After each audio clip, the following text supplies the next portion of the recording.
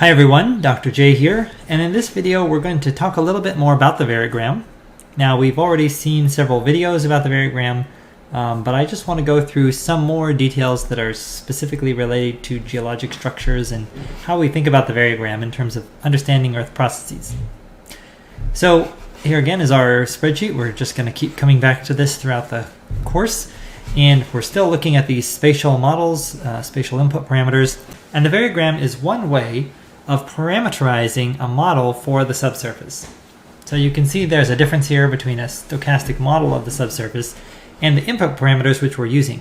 The variogram is really capturing the parameterization of spatial heterogeneity, and it's a way of capturing that that's very simple.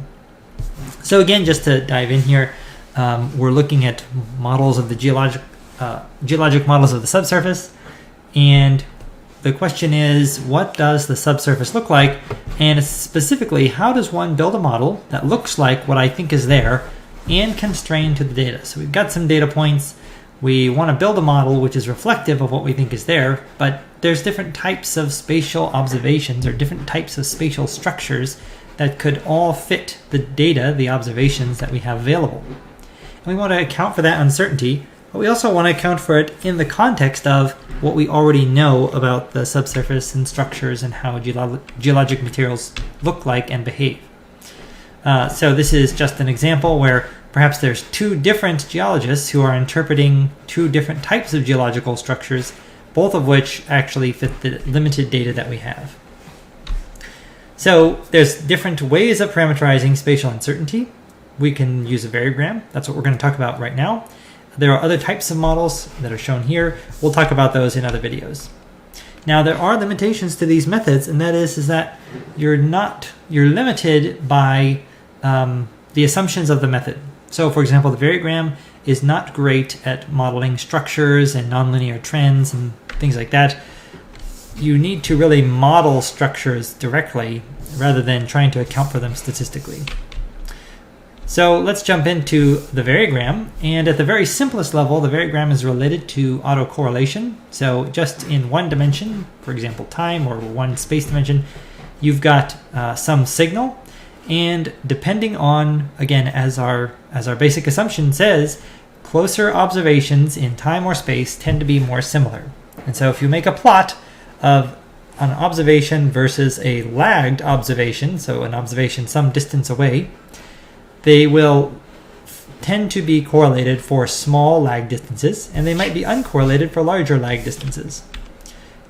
So as you increase your lag distance, the correlation, and here we're peaking out at 1, so maximum correlation is the data is always correlated with itself. So at distance 0, the autocorrelation is always 1, and the correlation drops off to 0 as you move away from the 0 distance lag. Again, we've looked at this before, different types of signals in time in this case, and you can see some are smooth, like case 3, some are very, very rough, kind of white noise observations, case 5, and then they're not necessarily smooth, but they have some spatial correlation length scale. And if we look at the autocorrelograms associated with these signals, again, I'll just flip back and forth here slowly for a second so you can get an idea of how these things are varying.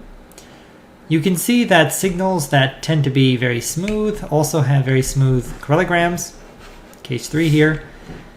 You can see, for example, our case here is a white noise case. So there's really no correlation at any distance scale, and that is the definition of white noise.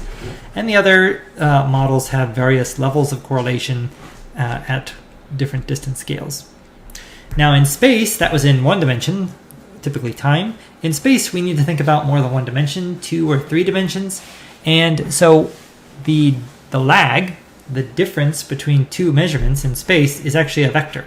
So you can have both a magnitude of that vector and a direction.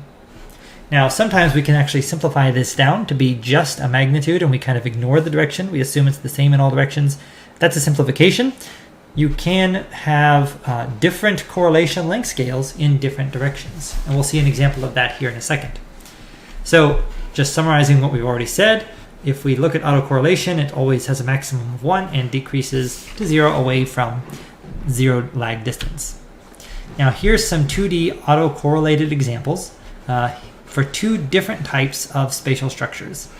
And here's the autocorrelation diagrams for those that correspond. And you can see we are looking at two perpendicular directions, northwest in this direction and northeast in this direction. And the correlation might be very similar. So in this case, the two correlation functions in the two directions are actually quite similar. A little bit of difference there. But in this case, you see there's significant structure here in this northeast direction. And that is manifested as a much longer correlation length scale in that direction. So in the northeast direction, the correlation length scale is much longer, and the maximum correlation, maximum autocorrelation is much higher than in the northwest direction, which is crossing these structures. And again, three more examples. Here's our very smooth function, which has very high correlation, and that decreases smoothly. And again, here's our white noise, or very close to white noise example, which has a very low autocorrelation. So three different types of spatial correlations and three different types of autocorrelation functions. Now, there are other representations of the autocorrelation function. One is the covariance function, and we've actually talked about both the covariance function and the variogram before. So the covariance function has a maximum, which is simply the autocorrelation function scaled by the variance. So you take the variance, and now here, where you take the variance, you multiply the autocorrelation function by the variance, and you get the covariance function, which is the same shape, but it has a peak equal to the variance, and all the other parameters are the same, just scaled. Now, if you flip the covariance function, you get the variogram. So the variogram is the variance minus the covariance. So the variance, whatever this peak value is, minus C of H. And you can see, so that's going to start at 0. So the variogram is a measure of dissimilarity. So higher semivariance is equal to higher dissimilarity. Lower semivariance is equal to lower dissimilarity and higher similarity. Just some different ways of representing the same type of information. Now, this is a typical experimental semivariogram. Again, we've looked at these before. We've got our semivariance on the y-axis, our lag distance h on the x-axis, and here in this case we're actually just looking at the absolute value of h, so there's no second dimension here. We've looked at these parameters before, so we have our nugget, which is where the semivariogram intersects the y-axis. That is a measure of the white noise component of the signal, or the uncorrelated part of the noise.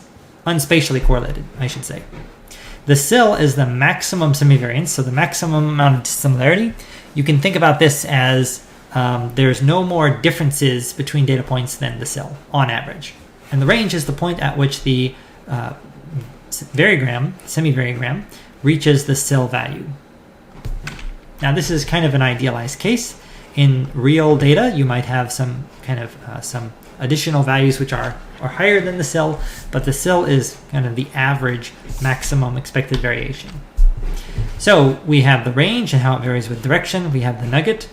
The behavior at the origin tells you how, just to go back here for a second, the behavior at the origin, this is the difference that we've talked about before between having two semivarograms or two correlograms, one of which flattens out as it approaches the origin meaning with respect to h, or one which approaches the origin at a very high angle. And the difference between these two models is that this one is differentiable. It's not only continuous, but it's also differentiable. This realization, or this type of spatial model, is continuous but not differentiable, so it's not smooth. And the thing that makes the model smooth or not is how this autocorrelation function behaves as you approach h equals 0. Does it flatten out? That flatness means that you get very smooth, or does it approach at some high angle and that means you're very rough? And then what is the CIL value? What's the maximum dissimilarity that you can have in your data? These four elements constitute a model. Now, I would say that you need an additional piece of information, which is the specific structure function you're going to use. But this is a nice way of thinking about it. These four things, the range, the nugget, the CIL, and then the behavior at the origin, constitute a spatial model of your observations with a very limited set of parameters. So we have range and possibly a direction or a couple of directions. we have the nugget, that's 3, the behavior at the origin is 4, and the sill is 5. So essentially 5 different parameters for a whole range of spatial models. And so now the question is, what is the spatial variation in the Earth actually like, and how do we build the model to look like what we think is there and constrain it to the data that we have? So again, as we said, there are limitations, but we can look at geological materials and look at them in different directions. So here we're comparing and contrasting the vertical and the horizontal directions. And you can imagine, as we've said in class, horizontal variability in geologic materials is going to be much lower and much more, so the spatial correlation length scale in the horizontal direction is going to tend to be much larger than in the vertical direction. And you can see that here. So here we have very smooth variation, kind of extending to longer distances. Here we have, in the vertical direction, we have a very short correlation length scale and a higher degree of variability. So this is very typical of geologic materials. So what do we think is actually there? It depends on what we think the Earth is like. And I'm just going to go through a few photos that demonstrate some different types of spatial variability in real Earth systems. And again, I think the thing to keep in mind here is that in real Earth systems, there's a degree of stochastic behavior superimposed on structure behavior or continuous behavior.